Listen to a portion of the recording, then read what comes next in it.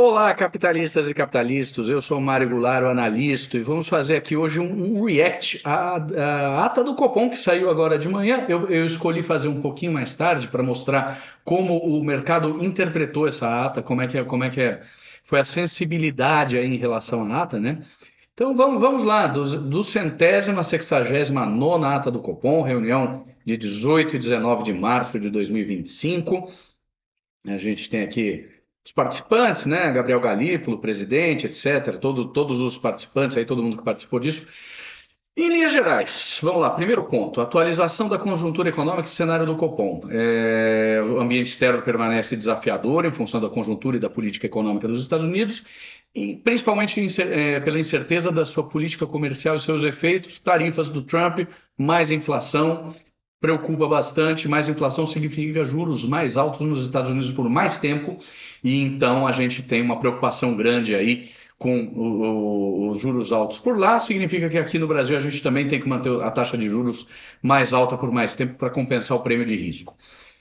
Bancos centrais determinados em promover a convergência das taxas de inflação para suas metas em um ambiente marcado por pressões nos mercados de trabalho. Eu acho que a conversa do Powell, depois da decisão do Copom de manter a taxa de juros nos Estados Unidos na semana passada, foi bem firme, né?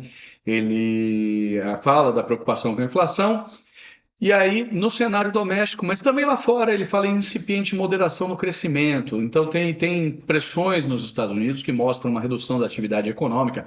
Os dados do último payroll mostraram aí uma redução da atividade. E o próprio Powell falou: olha, tem aqui dois efeitos se contrabalançando. Tem a questão das tarifas do Trump, que pressiona mais a inflação, mas temos a questão de uma desaceleração econômica aqui. Aqui no Brasil também tivemos dados aí do quarto trimestre que mostraram um pouco de desaceleração. Mostramos a inflação acima da meta, e elevação nas expectativas. Então, para 2025 e 2026, nós temos aí na pesquisa Focus expectativa de 5,7% em 2025 e 4,5% em 2026. O comitê segue avaliando que o cenário base prospectivo envolve uma desaceleração da atividade econômica, que é parte do processo de transmissão da política monetária, e elemento necessário para a convergência da inflação à meta. Ou seja, com juros altos por bastante tempo, é natural que nós tenhamos uma redução da atividade econômica. Então, isso deveria aparecer aí nos nossos cenários. Outro ponto que ele fala aí é: no futuro se antecipa um forte crescimento agrícola no primeiro trimestre, com desdobramentos para outros setores. O agro é o segmento que mais funciona, melhor funciona no Brasil, né? Então existe aí uma preocupação em relação ao agro, tendo um resultado muito bom de safra, e isso aí se espraia, é mais dinheiro, é crescimento de PIB que se espraia sem que a produção consiga responder. Então, você cria hiato positivo e mais inflação. Outro ponto aqui: mercado de crédito pujante nos últimos trimestres, em função do dinamismo do mercado de trabalho e da atividade econômica, muito por conta da política fiscal de injetar dinheiro na economia, né? Aumentar auxílios, um monte de coisa. Isso cria mais crédito.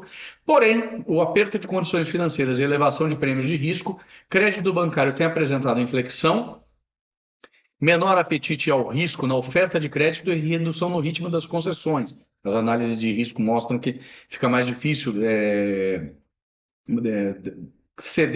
dar crédito, né? Elevado comprometimento de renda das famílias com o serviço da dívida, também uma questão que preocupa aí, então preocupa a inadimplência. Olho aí nos bancos, né?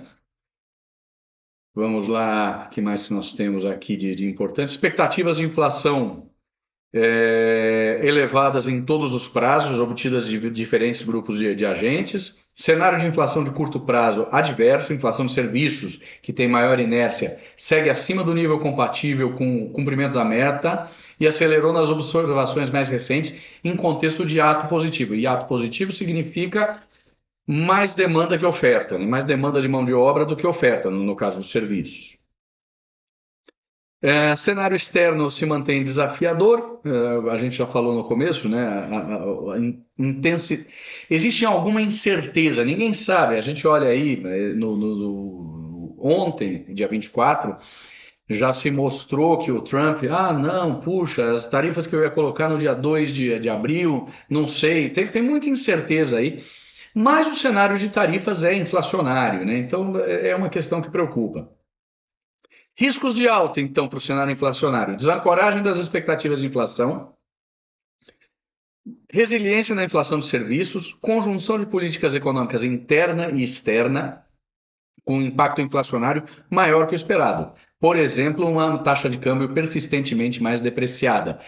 Se os taxas de juros nos Estados Unidos seguem mais altas, o Brasil tem que oferecer taxa mais alta para não depreciar demais o câmbio, por conta da transmissão de prêmio de risco. Riscos de baixa: impacto sobre o cenário de inflação de uma eventual desaceleração da atividade econômica mais acentuada que a projetada, que é o que se quer com uma política de juros mais alta.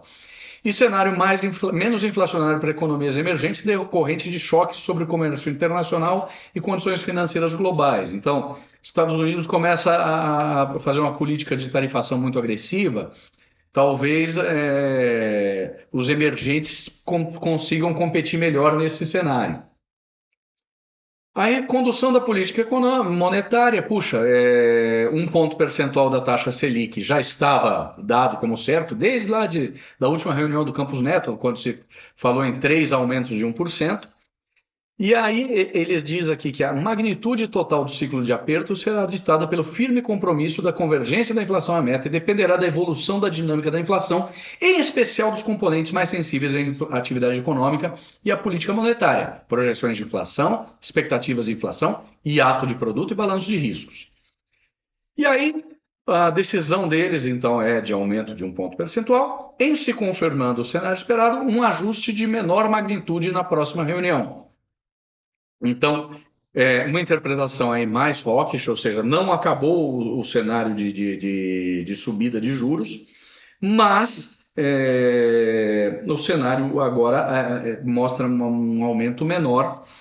Esse negócio foi interpretado de forma positiva pelo índice Bovespa, agora são quase meio-dia, nós temos aí o Bovespa subindo 1,27 aos 132.990 pontos, todas as blue chips subindo, Bradesco sobe quase 4%, Petrobras PN sobe 1,70, Vale sobe 0,60, Itaú sobe 1,15, Petrobras ON sobe 2,58, Banco do Brasil sobe um pouquinho menos, 0,28. Mas foi interpretado de forma positiva e a decisão foi unânime aí dos integrantes do Copom. Bom, era isso que eu queria passar para vocês. Eu espero que vocês tenham achado interessante aí. E tem uma última coisa que é importante eu falar. Eu não vi em nenhum momento dessa decisão do Copom, dessa ata, uma menção que sempre tinha nas anteriores à política fiscal do governo. Isso talvez mostre, um reflexo maior agora, a maior parte do Copom é formado por elementos indicados neste governo, inclusive o presidente, Gabriel Galípolo. Então não houve nenhuma crítica à política fiscal do governo, que tem sido um dos grandes agentes desestabilizadores. O grande problema de inflação é um governo gastador, um governo que quer gastar muito, e não tivemos nenhuma menção a isso. Isso acaba sendo preocupante para mim. Bom, agora sim, desejo a vocês uma excelente tarde, bons negócios. Se você gostou desse conteúdo, curta, compartilhe, inscreva-se no canal, ative o sininho para receber notificação quando tiver aí algum react. E aguardo aí numa próxima oportunidade alguma coisa interessante que acontecer, a gente faz mais um react. Muito obrigado e um grande abraço a todos.